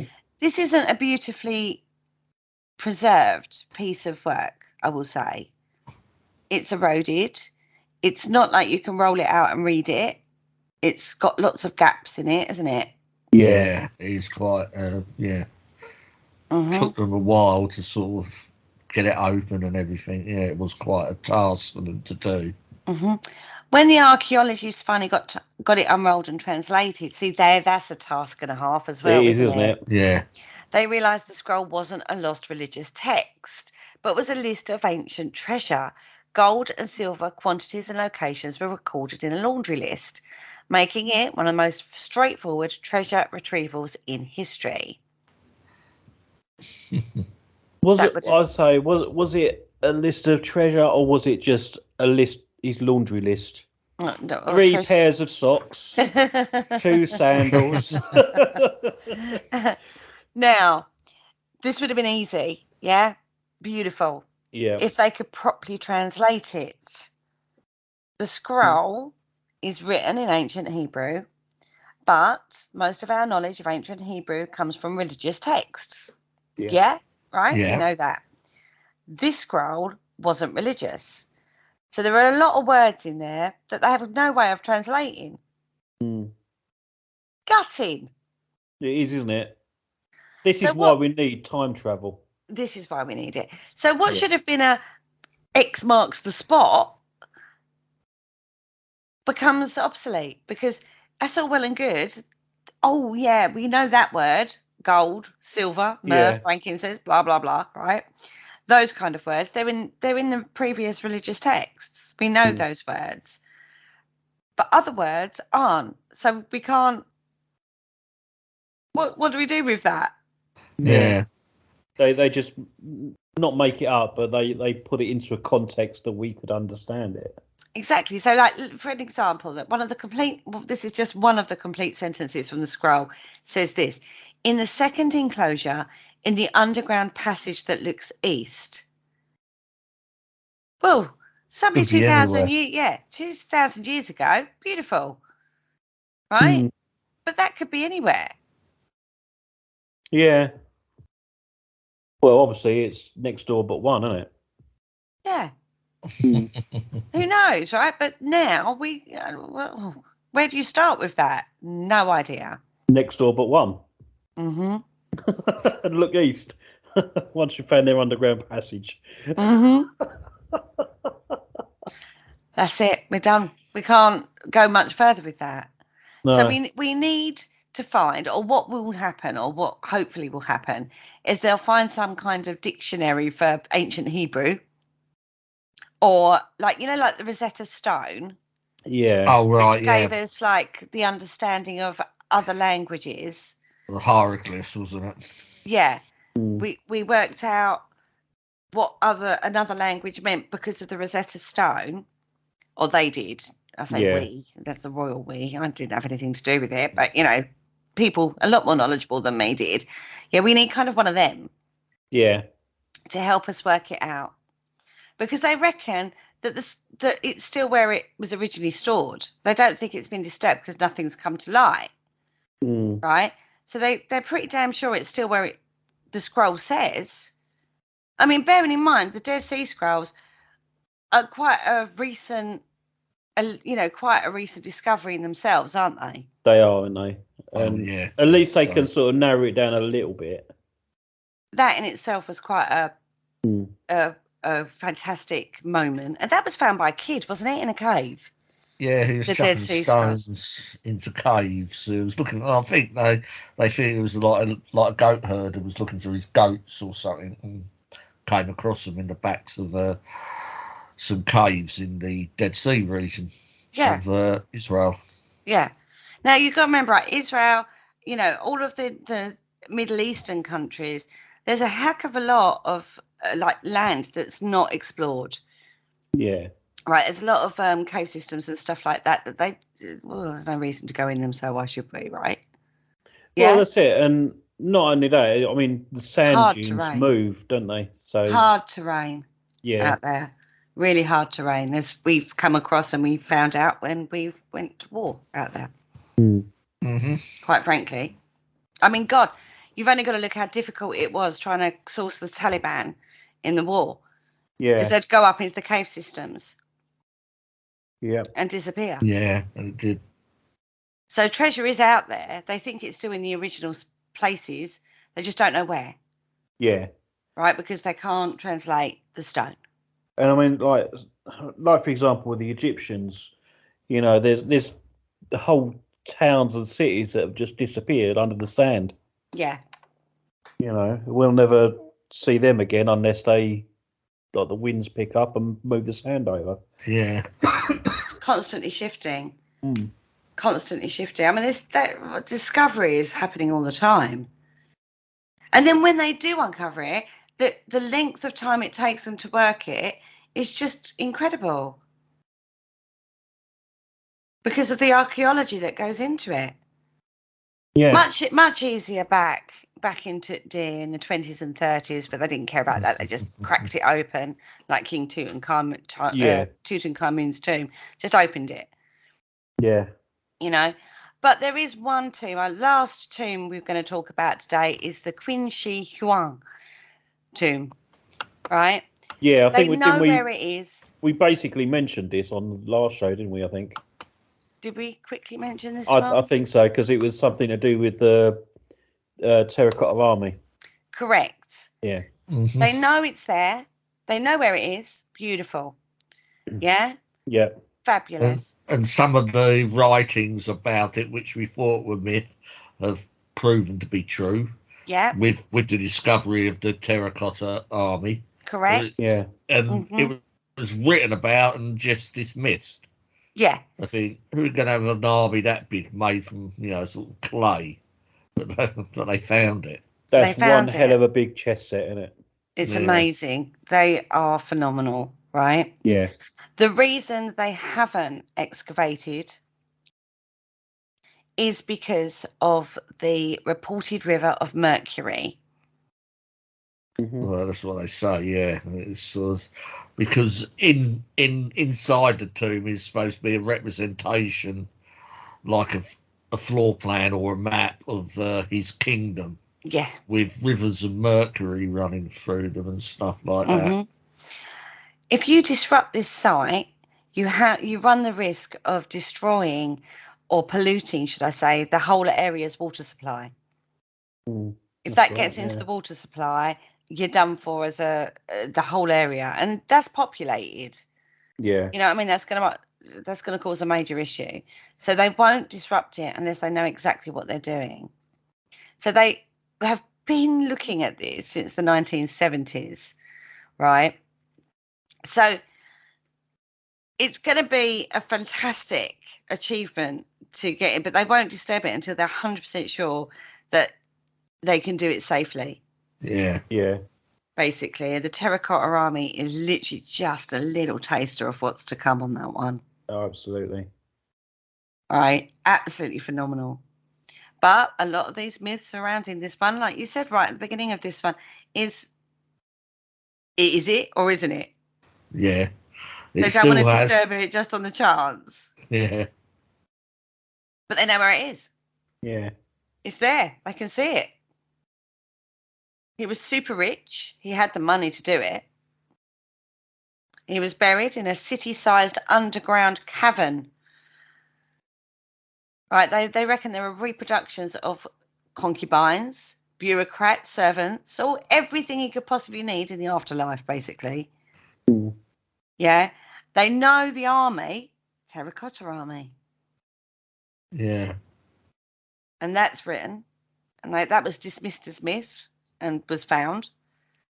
Phenomenal. That is going to be a phenomenal finding if they excavate it. And whoever does is going to become incredibly rich from that. Yeah. Anyway, that is the end of our treasure hunting expedition, guys. There was a couple of weeks there, wasn't it? To go through them. Couple of weeks, and there's still more. There was loads and loads more. There is, you know, there's loads of different treasures out there. Do it safely. Do it under the law. Remember your regulations. If you're ever going to go treasure hunting, is all I would say. Make sure you know what you're doing and don't come a cropper, even on a basic, metal detecting hunt in a local field. You must notify the farmer. And if you find anything, you must report it as well. The same as Nicola White was saying regarding shore finds. Yeah. Yeah, anything you have to report them. You have to report them. Anyway, on that note, we've come to the end of the show, my beautiful boys. It's another good show. Beautiful. Not one in the bag. It is. Yeah. If you want to find any of our past shows or links to our books, go over to our website, paranormalconcept.com.